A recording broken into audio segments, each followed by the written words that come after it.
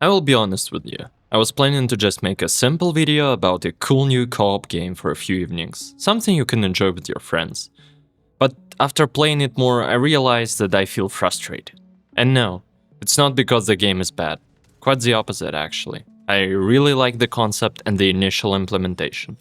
But this is exactly where the main problem lies for me. Initial implementation.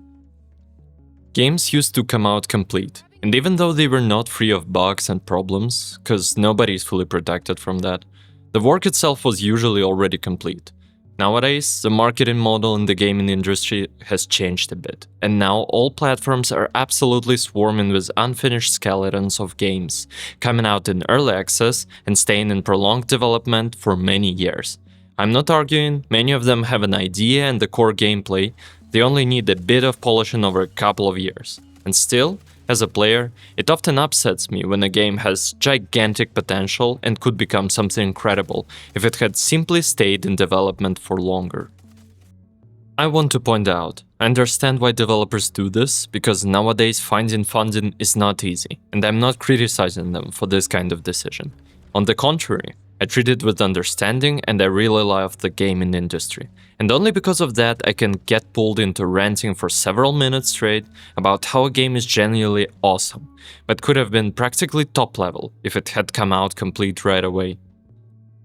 Let's take Star Citizen as an example. A game about space adventures, which on paper has incredible ambitious solutions and possibilities. It promises a seamless universe, freedom of actions and playstyles, and a diverse combat system with many ways to fight battles and wars, ship customization, your own story, and even an MMO aspect. Literally everything you could want. And I have no doubt that some way it will be like that, but only when the game crawls out of its long alpha version, where everything is work in progress. Yes, it is not early access per se, but it works the same way. People read all these ambitious promises, enter the game for the first time, and then what? I personally have not played the game, but many players around the world complained about server crashes. Then stories about 40 minutes of setting up a ship and preparing for a flight going down the drain because of an elevator bug. And then many people's inventories disappeared, and so on, the list goes on.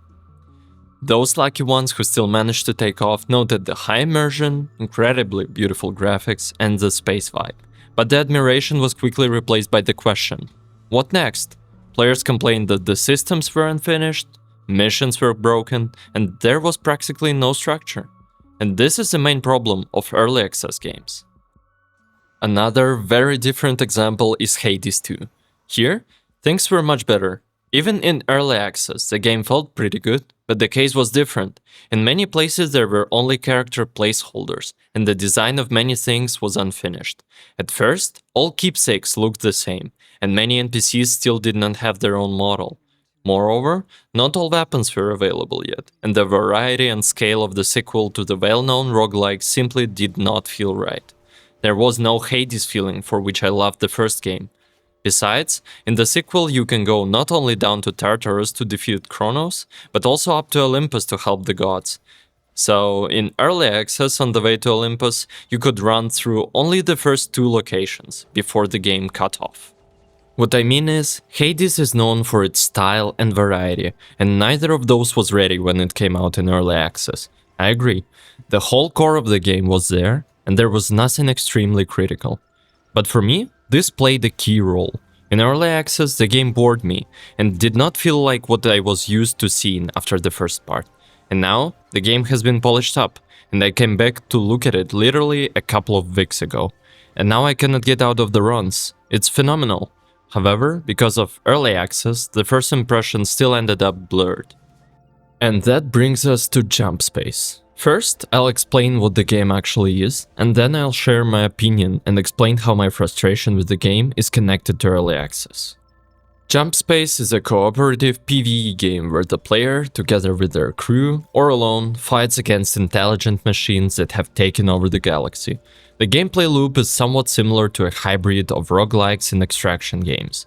You go on an expedition, where along the way you collect loot to sell, loot for the ship, and equipment for yourself. When you return from a mission, the loot is converted into currency, of which there are 3 types in the game. 2 are used in the hub, and the third is used inside the run. Let's start with the hub first. Credits allow you to buy equipment before an expedition, which helps you feel more comfortable during an early stage of the run, and avoid spending all the resources you find on repairing the ship right away. Matter ingots are used to upgrade the ship's equipment, from weapons to power grades, which allow you to manage your ship more efficiently and equip it with different upgrades and systems. Also in the hub, you can upgrade player's suit with buffs and permanent modifiers. We'll talk about the third currency in more detail a bit later, because it is directly connected to all the consumables on the ship that you will be using during the run. Once the preparation is complete, you choose an expedition from the hub, or rather its final objective, and head out on the mission. First things first, checking the ship. This is your only point of support in this endless space, so getting familiar with all the ship's systems is a mandatory part of the journey. And this is where the game shines.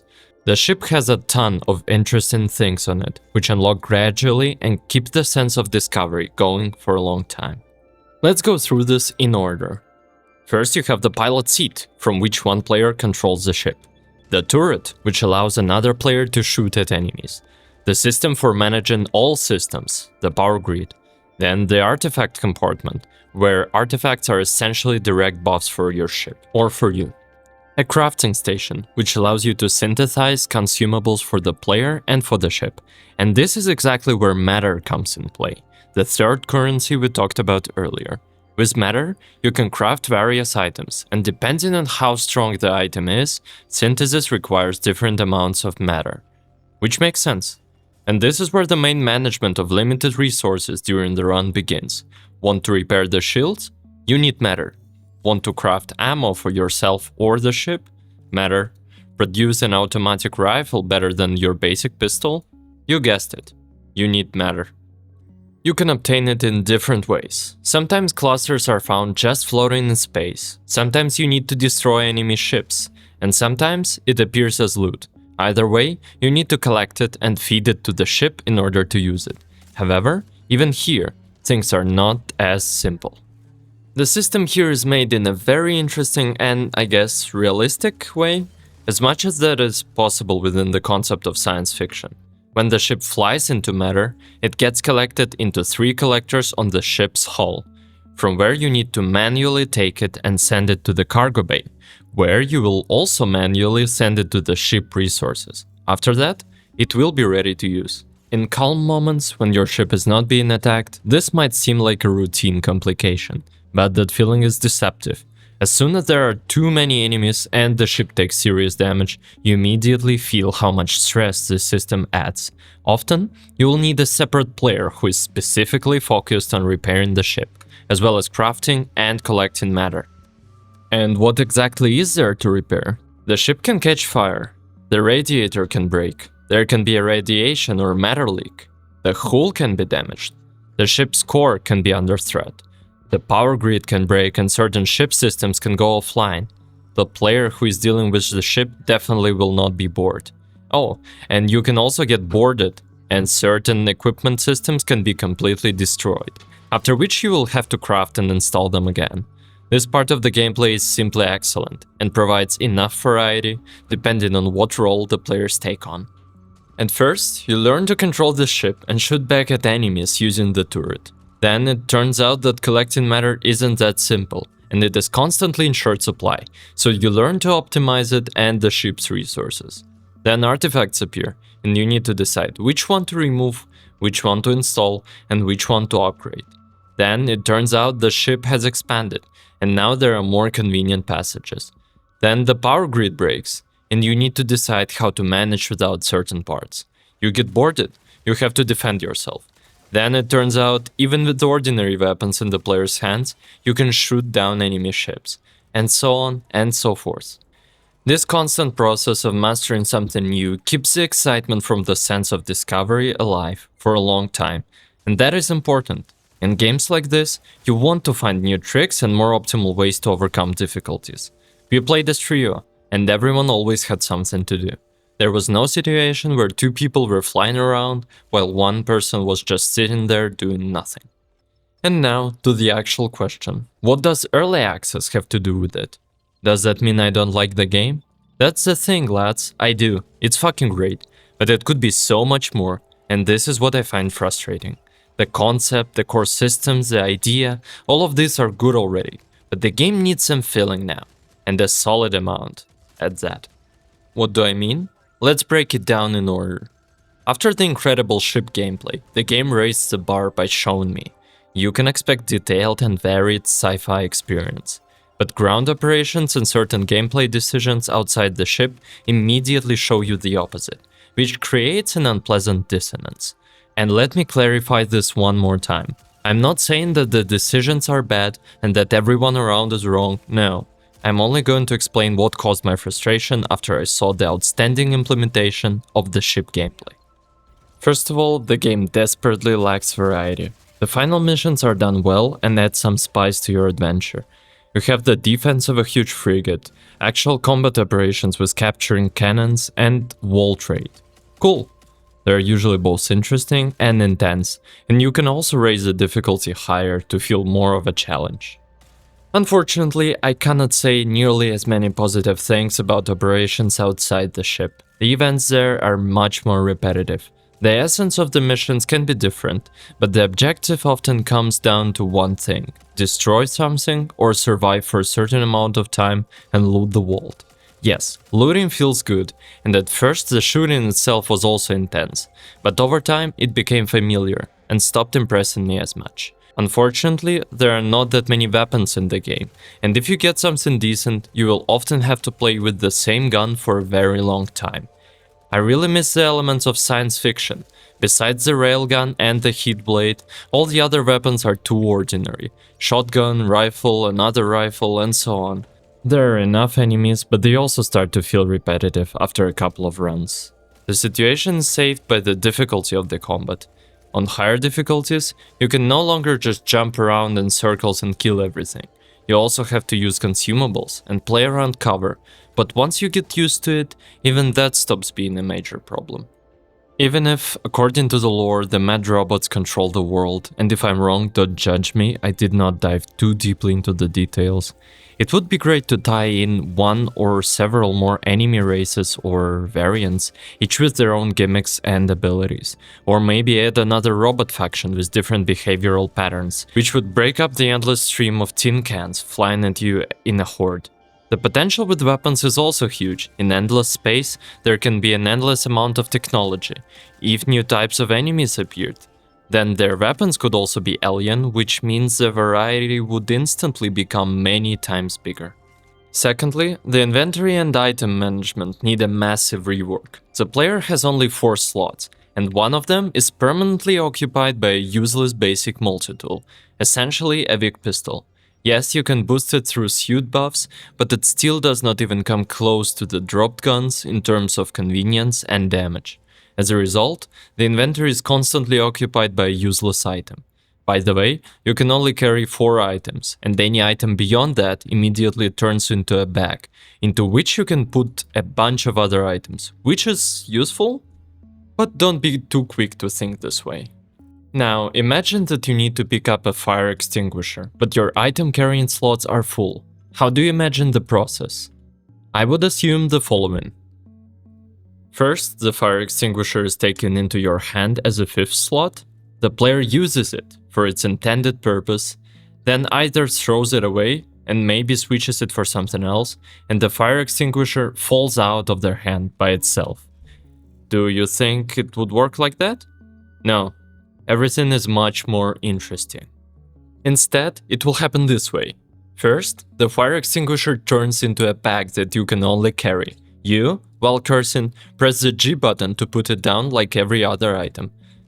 It still remains in the form of bag. You pick it up again. You hold the left mouse button to take it down and out of the bag. Then you put down one of your inventory items to create an empty slot. Finally, you pick up the fire extinguisher and put out the fire. Then you throw it away again and pick up the item you put down. This is probably the strangest decision in the entire game and the one that caused the biggest amount of inconvenience for me. And if collecting matter from the ship's hull is genuinely great and fits into a sci-fi style, then the inventory does not, and I don't really understand this decision. In my opinion, something definitely needs a rework here. Next, let's go over the artifacts. All of them give some kind of buffs or percentage-based boosts, and often under certain conditions. For example, when the ship takes damage, it deals more damage. Or after killing an enemy with a melee weapon, its range damage increases. So right now there is not a single way in the UI to know whether the buff has triggered or not. No icon, no text, nothing. You simply have to keep it in your head and sometimes ask yourself, is the upgrade you installed on the ship even working at all? If you calculate it and watch very carefully, it works. But how are you supposed to know that? And it would be one thing if artifacts only gave minor bonuses, but no. They often play a decisive role, especially on higher difficulties. And that matters a lot. I will not talk about bugs for long, because this is absolutely normal for any game in early access. But what personally annoyed me the most was that your settings can reset. Both your mouse sensitivity settings and your graphics settings. My computer is already a little dated, and the game starts crashing in full graphics. I set the graphics to half and everything worked much better. Then, a couple of days later, I cannot enter the game 3 times in a row. It crashes. And only on 4th attempt do I decide to check the settings again. And everything is back to how it was on the first launch. That got pretty annoying after a couple of times, for sure. For me, Jump Space is a great example of an excellent game that is still being held back by early access. Incredible ideas and the already very solid implementation of the ship and space gameplay show me how much the developers care about their game, and how badly they want to make a banger. But the early version and the unfinished elements I mentioned above blur the impression and leave an unpleasant aftertaste. And I genuinely had fun playing it, but sadly, at this stage, not for too long, which is a shame. To the devs, I want to say thank you for such an enjoyable game. Please keep working on the project, and I'm sure that very soon Jump Space will become even better and bigger. Thank you very much for watching. What are your thoughts on Jump Space and early access in general? Share your impressions in the comments. I would be interested to read them and discuss with you all. This was Murasama, and I'll see you next time.